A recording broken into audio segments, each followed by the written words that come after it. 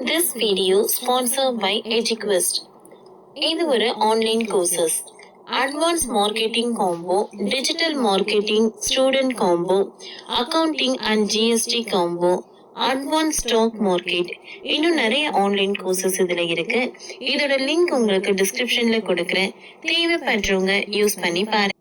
The struggle to find courses that truly speak your language, it's finally over.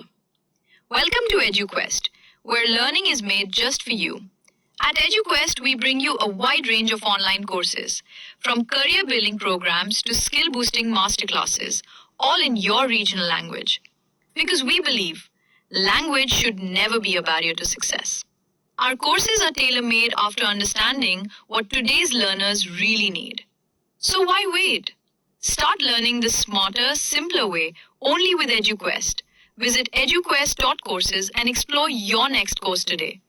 And hey, don't miss out on our exciting offers and promotions.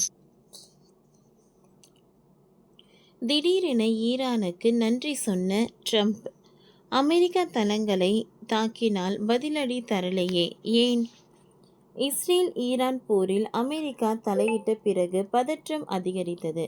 திடீரென கத்தாரில் உள்ள America தளங்கள் மீது Iran தாக்குதல் நடத்தியதால் நிலைமை மேலும் மோசமாக மாறிவிட்டது. குறிப்பாக ஈரானுக்கு கூட திடீரென ட்ரம்ப் நன்றி சொல்லி இருக்கிறார். ஈரான் அணு ஆயுதங்களை தயாரிக்க முயல்ந்ததாக சொல்லி கடந்த 13ஆம் தேதி இஸ்ரேல் திடீரென தாக்குதலை ஆரம்பித்தது. ஈரானில் பல்வேறு பகுதிகளை குறிவைத்து இஸ்ரேல் தாக்குதல் நடத்தியது. அதற்கு ஈரானும் பதிலடி கொடுக்க ஆரம்பித்ததால் நிலைமை மோசமானது. இருதரப்பும் மாறி மாறி தாக்கிக் கொண்டன. ஒரு வாரத்திற்கு மேலாக மோதல் தொடர்ந்தது. இந்த சூழலில் திடீரென ஞாயிற்றுக்கிழமை இந்த மோதலில் அமெரிக்காவும் குதித்தது. ஈரானின் அணுசக்தி தளங்களை குறிவைத்து அமெரிக்கா தாக்குதல் நடத்தியது. ஈரானின் 3 அணுசக்தி நிலையங்களை குறிவைத்து அமெரிக்கா இந்த தாக்குதலை நடத்தியது. மோதலில் அமெரிக்கா உள்ளே வந்ததால் நிலைமை மோசமாகும் என்று பலரும் அஞ்சினர். ஆனால் சில மணி நேரத்தில் நிலைமை தலைகீழாக மாறியது. ட்ரம்ப் தலையிட்டதால் கடந்த 12 நாட்களாக தொடர்ந்து இஸ்ரேல் ஈரான் மோதல் முடிவுக்கு வந்துள்ளது. இதற்கிடையே அமெரிக்க அதிபர் ட்ரம்ப் திடீரென ஈரானுக்கு நன்றி சொல்லியுள்ளார். மேலும் கத்தாரில் உள்ள அல் உடைட் விமான நிலையத்தின் மீது ஈரான் தாக்குதல் நடத்திய போதிலும் ஈரானுக்கு பதிலடி கொடுக்காதது என்று அமெரிக்க அதிபர் டொனால்ட் ட்ரம்ப் சூசகமாக தெரிவித்தார். ஈரான் தனது கோபத்தை முழுவதும் வெளிப்படுத்திவிட்டது என்று இனி வெறுப்பு இருக்காது என்றும் நம்புவதாக ட்ரம்ப் குறிப்பிட்டார். ஈரான் நேற்றிரவு திடீரென தாக்குதல் நடத்திய நிலையில் அங்கு நிலவும் சூழலை அதிபர் ட்ரம்ப் கட்டுப்பாட்டு அறையில் இருந்து கண்காணித்தார். இது தொடர்பாக ட்ரம்ப் மேலும் கூறுகையில், ஈரான் இப்பொழுது பிராந்தியத்தின் அமைதி மற்றும் நல்லிணக்கத்தையும் நோக்கி செல்ல முடியும். இஸ்ரேலும் அதை நோக்கியே செல்ல வேண்டும் என்று நான் கேட்டுக்கொள்கிறேன் என்று குறிப்பிட்டுள்ளார்.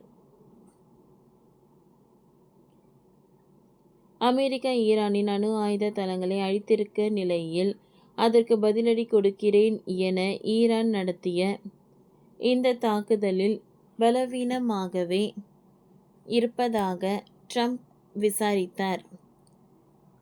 ஈரான் மொத்தம் 14 ஏவுகணையை ஏவியதாகவும் அதில் 13 ஏவுகணைகள் இடமறிந்து அழிக்கப்பட்டன என்றும் ட்ரம்ப் கூறினார். ஒரு ஏவுகணை இலக்கை நோக்கி வராமல் வேறு எங்கோ சென்றதால் அதை அப்படியே விட்டுவிட்டதாகவும் அவர் குறிப்பிட்டார். அடுத்து ட்ரம்ப் சொன்னதை தான் பலரும் முக்கியமாக பார்க்கிறார்கள். ஈரானுக்கு நன்றி கூறுவதாக ட்ரம்ப் கூறுகிறார். அதாவது தாக்குதல் குறித்து முன்கூட்டியே தகவல் அளித்ததற்காக ஈரானுக்கு நன்றி தெரிவித்த ட்ரம்ப், முன்கூட்டியே தகவல் அளித்து ஈரானுக்கு நன்றி சொல்ல விரும்புகிறேன். இதன் காரணமாக உயிர் சேதம் இல்லை, யாரும் காயப்படவும் இல்லை. அமெரிக்க படைகள் மீதான ஈரான் தாக்குதல் தொடர்ந்து போர் மிக மோசமான நிலைக்கு செல்லும் என பலரும் எதிர்பார்த்தனர். இருப்பினும் சில மணி நேரத்தில் அங்கு காட்சிகள் மொத்தமாக மாறிவிட்டது. இப்பொழுது போர் நிறுத்தம் அமலுக்கு வந்துவிட்டது. இரு நாடுகளிலும் மெல்ல இயல்பு நிலை திரும்பும் என்று எதிர்பார்க்கப்படுகிறது. ஓகே ஃப்ரெண்ட்ஸ், இந்த வீடியோ உங்களுக்கு யூஸ்ஃபுல்லாக இருந்ததுன்னா லைக் பண்ணுங்கள், ஷேர் பண்ணுங்கள், சப்ஸ்கிரைப் பண்ணுங்கள். தேங்க்யூ.